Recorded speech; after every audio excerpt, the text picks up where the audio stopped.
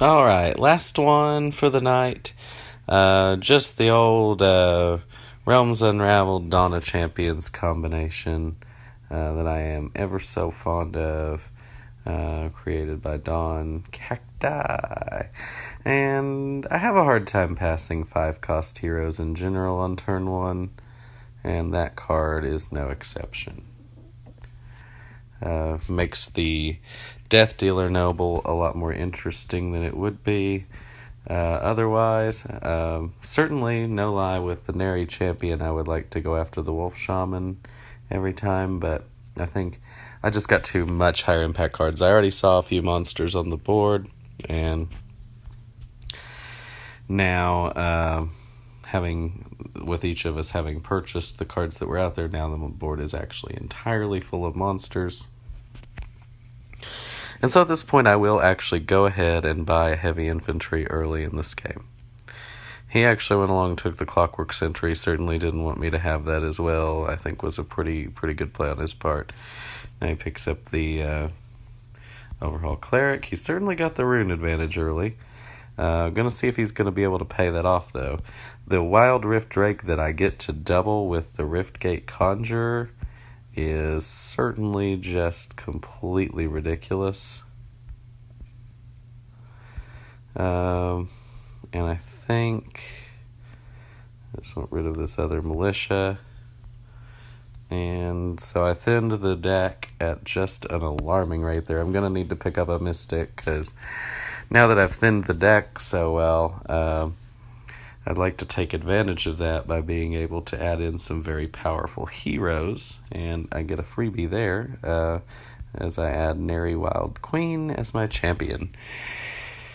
Was hoping to beat the Spectre with cards in the discard pile, but I drew my monster kill on the first run through, unfortunately this time.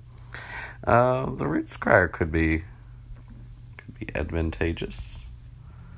I don't have a lot of rune, so I'm gonna first. What I'm gonna do, I can beat 2 monsters this turn, so I'm gonna beat the Giant. It's high impact.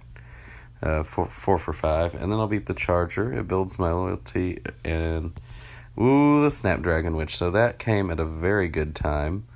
I'll put that directly on top of my deck, and now I can pick up the Root Scryer, and I think I will also pick up the Disciple, if nothing else, because I certainly don't want him to have it. And I do already have an Enlightened card, a chance to flip it. So I'm more than well equipped already to beat the monsters. I've done some good deck thinning. I do need to pick up some runes to take advantage of, what's going to be very soon a board that is pretty empty of monsters. Meanwhile, he already has some rune going on, but I got out to the early honor jump with the way that I rushed at those 2 Void beatdown cards that happened to combine very nicely the first go round. So here, I may actually go ahead and pick up these Makana cards, because they give me rune. Yeah, I don't see anything wrong with it. I can pick up the Forgotten Scripture instead of picking up both. I'll pick up the Disciple. And now I'll pick up the Overhaul Cleric. And another Rally. Rally can definitely be big in any combination that involves Dawn of Champions. And I've had at least one really big one this game in the Snapdragon Witch. And that one with the Watchtower certainly, very nice. So, I actually messed up by playing that Neri first, because now I cannot flip my... But what I can do, I was going to say, because I won't be able to flip my Disciple without cycling my discard pile.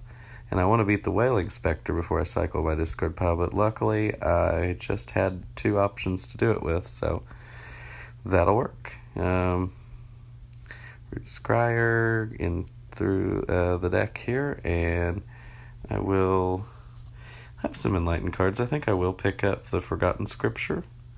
I think that'll be fairly easy to flip, or at least fairly possible to flip.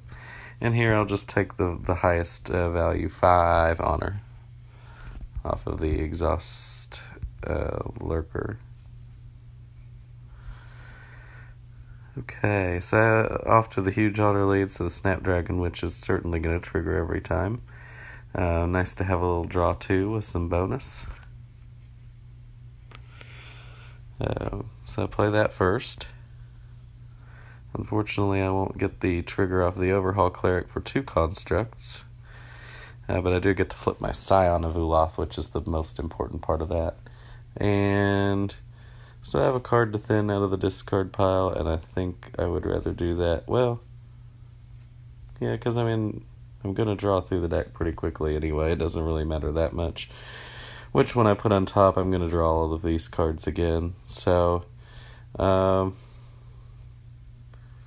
actually should buy Makana cards here because of the Hedron Watchtower. So we'll take that over the Premonition Bell, simply because of the honor it's going to gain me.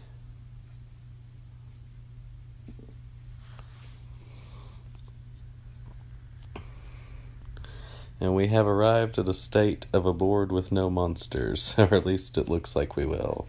Oh, maybe not. They're hanging on. They're trying to hang on. And just in time, I've really developed kind of my rune game. I've got the Mystic, I got the Templar, I've got, 4 cards that produce runes. Sometimes the timing just works out pretty well, and this is one of those times. Because the last thing you want is for a good start to fall apart in the last turn or two, and right now runes are important to just maintain the strength of what's been done so far, as I can continue to buy Lifebound cards for a chance to rally. Doesn't look like I'm going to rally this turn, but you want to give yourself those opportunities. I'll take one more Mystic. Just a board full of rune cards at this point, so and good ones at that. Serene Ascetic, we can put it on top, could have an impact right away.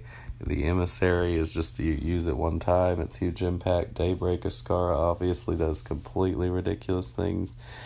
Is probably the card I'm most afraid of right now. If he were to pick up Daybreak Ascara, yep, and that's a good pickup. It gives him the best opportunity he can for just a ridiculous comeback turn at the end. I don't have the rune to buy the Serene Ascetic before I do this, so unfortunately I'll have to go ahead and beat a monster first, and I will put it on top of the deck now. And unfortunately he has conceded the game. He may just have not a very good hand right now, didn't want to go through the motions. Well, I want to have a kind of a look at the deck real quick to kind of go back over. Good start on the 5-0 with the Riftgate Conjurer. Just so happened that the Death Dealer Noble went along with it.